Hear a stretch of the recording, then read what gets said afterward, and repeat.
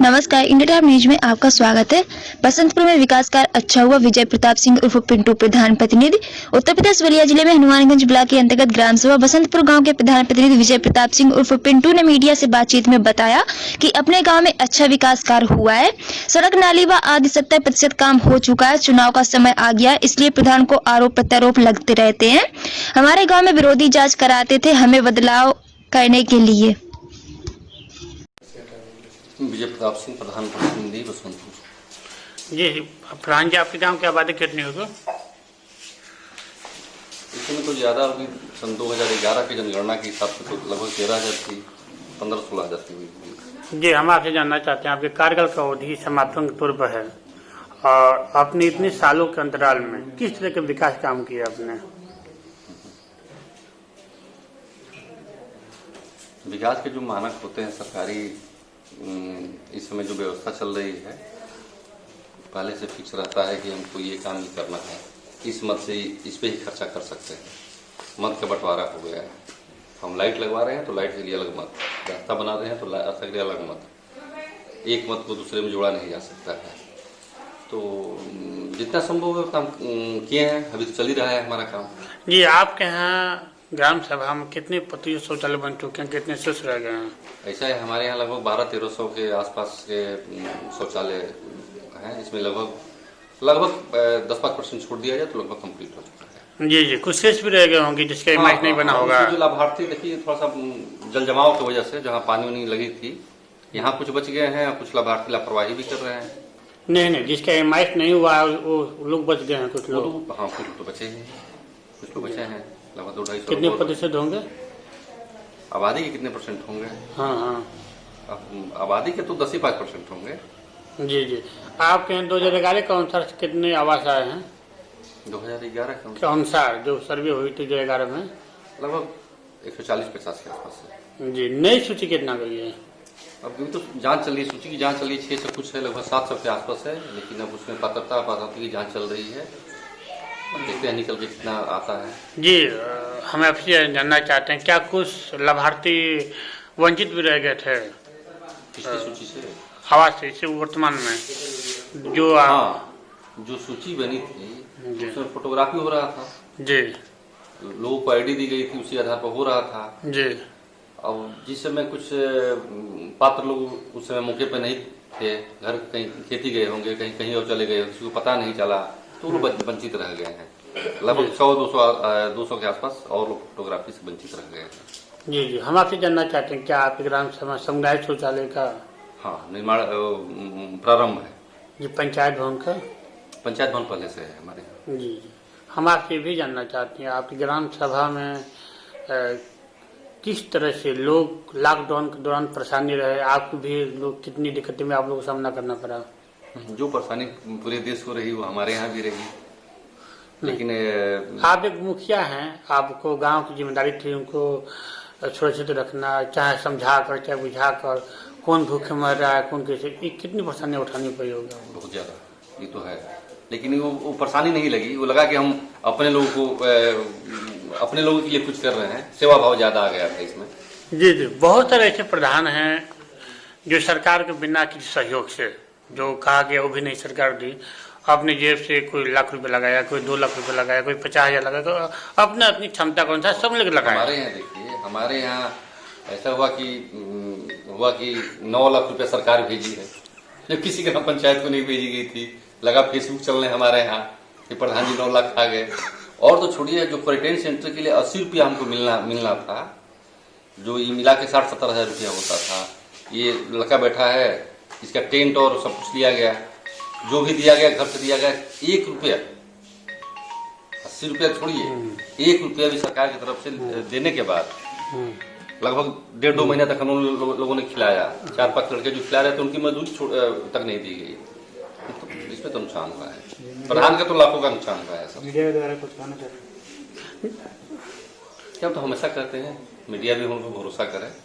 जी, हम आपसे ये भी जानना चाहते हैं, आपकी ग्राम सभा में जो लाभार्थी होते हैं, जैसे विधवा पेंशन क्या ये सब ठीक है? ऐसा कि इस समय वर्तमान की जो स्थिति है, प्रधानों को पेंशन उनसे सब हटा दिया गया है, ठीक है ना। इसमें कुछ है नहीं, लोग ऑनलाइन व्यवस्था है, जो ऐसे हैं जाके अपना ऑनलाइन कराएं, पैसा अपना पेंशन कराएं। जी हाँ, उसमें जो थोड़ा सा जो अपने से काम नहीं कर पाते वो आता है तो उसके लिए आदमी कोशिश करता है, अपने जाके ही कराता है। जी, हम आपसे जानना चाहते हैं, आप ग्राम सभा में आपके कार्यकाल के दौरान 5 सालों में कितनी प्रतिशत नालियाँ, सड़क और 16 लाख के काम हुआ है? कि मुझे बताए थे कि हम अपने कामों से लगभग 70% संतुष्ट हैं, जी ठीक है ना। गांव के बीच की आबादी लगभग संतुष्ट है रास्ता और नाली से।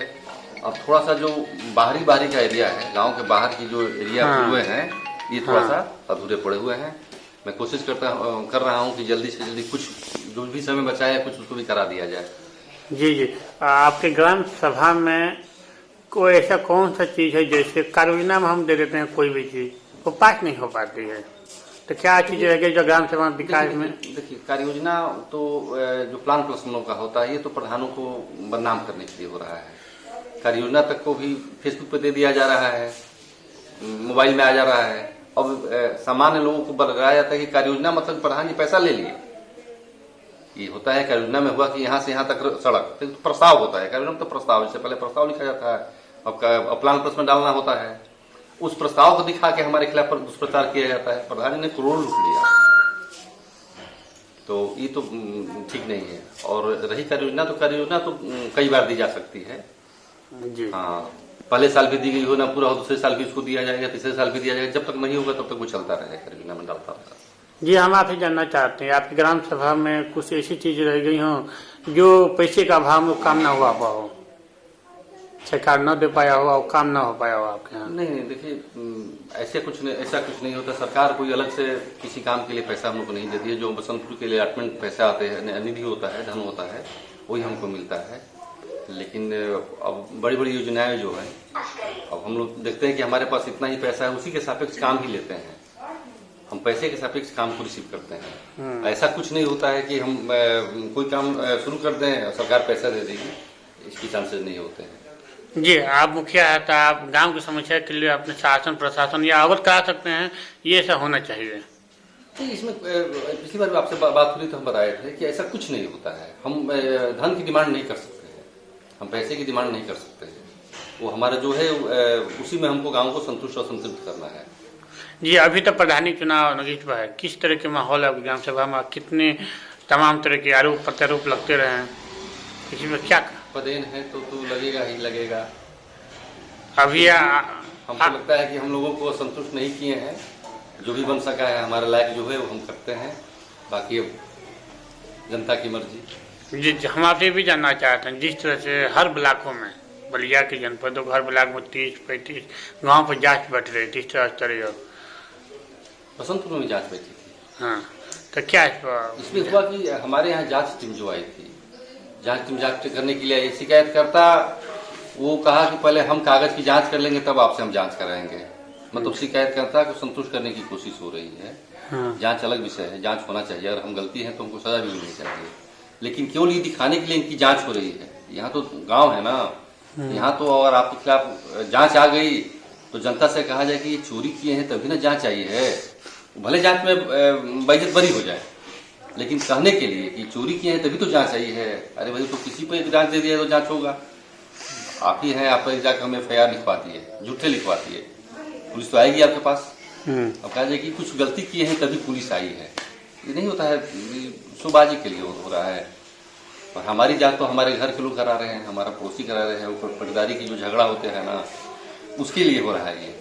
बाकी कोई सामान्य आदमी इससे जुड़ा हुआ नहीं है। तो क्या आपके द्वारा इस पर कुछ कहना चाहते हैं? कोरोना खत्म तो नहीं हुआ है, लेकिन अब लोगों का डर खत्म हो गया है। विपरीत डर जो है खत्म हो चुका है।